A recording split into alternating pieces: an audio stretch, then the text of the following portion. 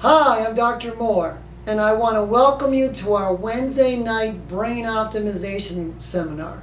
The whole objective here is to give you some skills to optimize your brain function, because when your brain is working better, you have a better working immune system, you have a better working heart, you have a better working set of lungs, you breathe better, you pump blood better, your immune system works better. And so it's very important that we have healthy brains.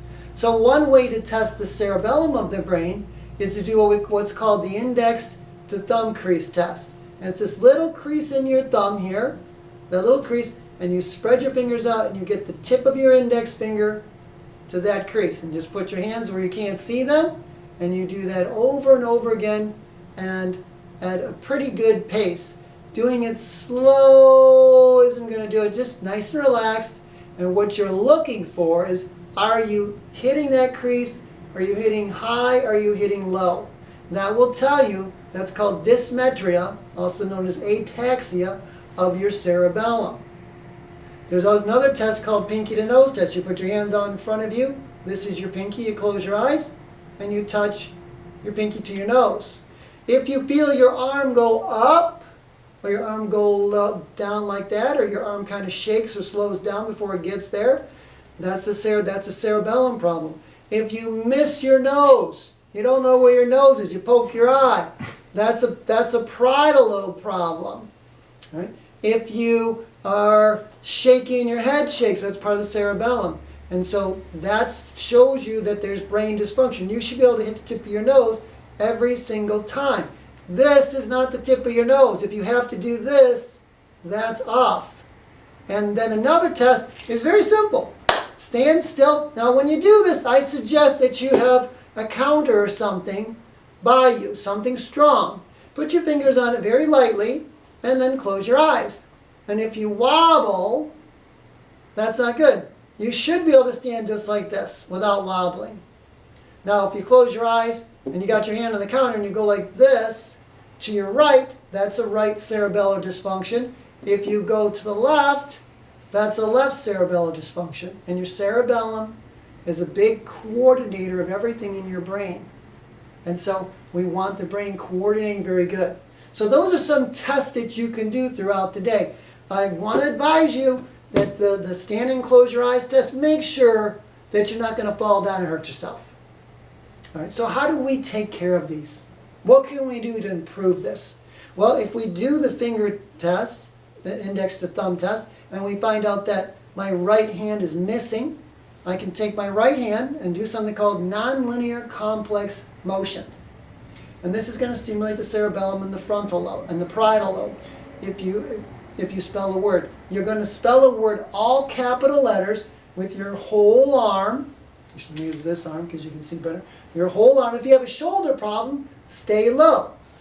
But you want to use your whole arm, and you're going to do a capital A, you're going to do a capital W, a capital E, a capital S, and look at it, a capital O, a capital M, and a capital E, and that's going to spell awesome.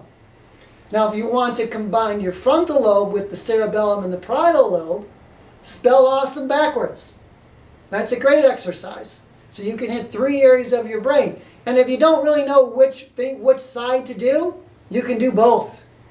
Another test is a Hal-Magee. This is an individual test. This is a great test for people a great procedure for people that are dizzy.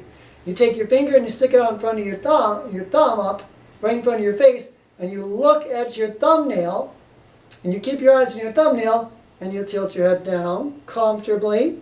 You tilt your head up comfortably. You turn your head to the right comfortably. You turn your head to the left comfortably. Always maintaining staring at your thumbnail. Now, if you're in a restaurant and you don't want to do this, just stare at something. I'm going to stare at the camera, and I'm going to bring my chin down. I'm going to bring my chin up. I'm going to turn to the right. I'm going to turn to the left. Don't turn so far that you can't see it. That's not what you're trying to do. It's a nice, easy movement. This just will help reset the semicircular canals in your brain and stimulate the vestibular apparatus. When you stimulate the vestibular apparatus in your brain, you will stimulate your parasympathetic nerve chain, which is in charge of healing you. Isn't that great? That's great stuff. Another thing that you can do is, in your house, when you have a clear pathway for about 20-30 feet, and you do this every day, you walk like a duck. You put your feet out like a duck.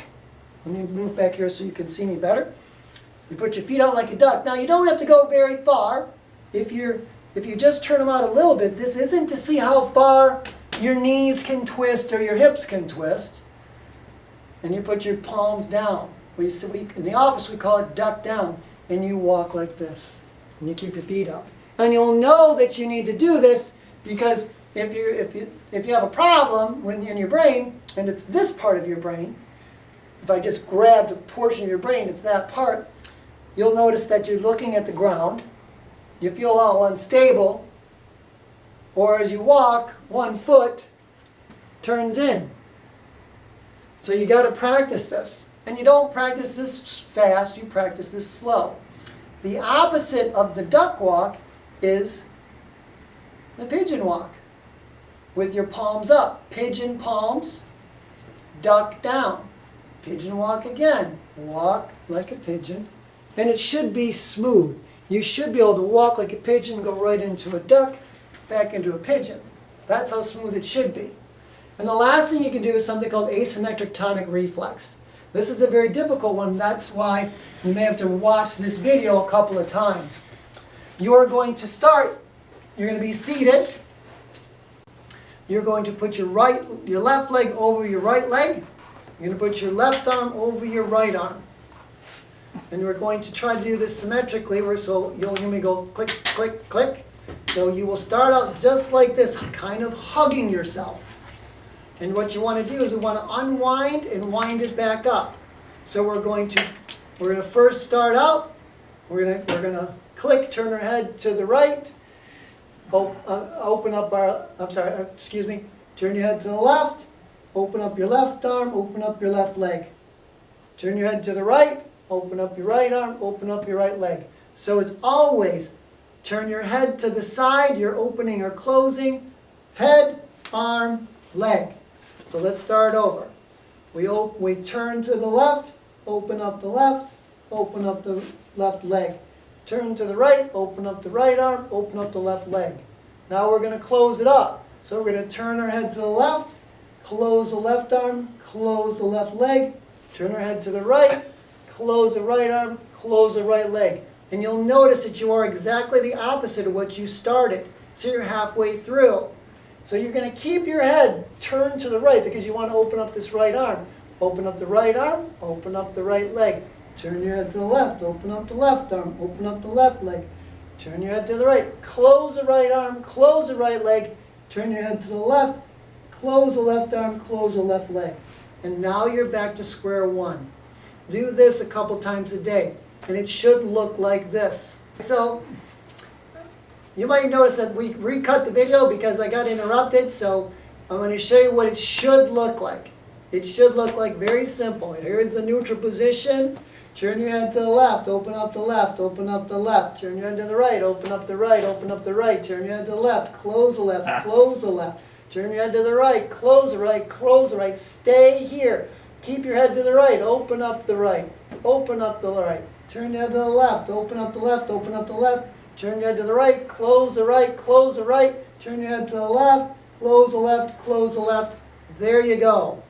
So I certainly hope that this helped you out. You may have to watch this a couple times to get it right, but test yourself. Do the index to thumb. Check the pinky to the nose. Arms out way far. You know, try the standing with your eyes closed test. See if you wave or something like that. And if you don't even want to do those tests, you can just do the exercise because they're good for you. This is great for rehabilitation. This is also just great because it stimulates your brain. And anything you can do to stimulate your brain is going to help you be healthier, help you be happier. So we hope that this helped. If you have any questions, feel free to call our office, 810-225-7246. Like us on Facebook. and watch our videos, or further videos of testimonials. We're going to keep doing this, so we want to say God bless you, and God bless your health. Thank you very much. Per request, I'm going to repeat the asymmetric tonic reflex. I'm going to go real slow. We start out with our left arm crossed over our right and our left foot crossed over our right foot. And you're going to turn your head to the left. You're going to open up your left arm. You're going to open up your left foot. So it's always head, hand, foot. We're going to turn our head. We're now going to open up our right side. Turn your head to the right. Open up your right arm. Open up your left foot. Now we have to close things. So we're going to turn our head to the left. Close our left arm. Close our left foot. We're going to turn our head to the right. Close our right arm. Close our right foot. And we're halfway done. This is the opposite of how we started. So we're going to keep our head turned to the right. We're going to open up our right arm. We're going to open up our right foot. We're going to turn our head to the left. Open up our left arm. Open up our left foot. We're going to start closing it up now. So we're going to turn our head to the right. Close our right arm. Close our right foot. Turn your head to the left. Close your left arm. Close your left foot. And now you're back to where you started. Right. That's the teaching mode. Now if you want to see it in action, here's where I'm going to still describe what we're doing, but this is how quickly you want to do it. We're in the neutral position. We're going to turn our head to the left, open up the left arm, open up the left foot. Turn your head to the right, open up the right arm, open up the right foot. Turn your head to the left, close the left arm, close the left foot. Turn your head to the right, close the right arm, close the right foot. Keep your head turned to the right. Keep your head turned to the right and open up your right arm, open up your right foot. Turn your head to the left, open up the left arm, open up the left foot. Turn your head to the right, close your right arm, close your right foot. Turn your head to the left, close your left arm, and close your left foot. Apart from me speaking poorly on that, that's how quickly you want to do it. And it should be boom, boom, boom, boom, boom, boom, boom, boom, boom. If you have a metronome at home, you want to use that. That's the thing that simulates the beat sound. You can get one on your phone. You want to get to about 50 beats per minute. That's how quickly you want to do it. So practice that, and that will help you with asymmetric tonic reflex. Thank you.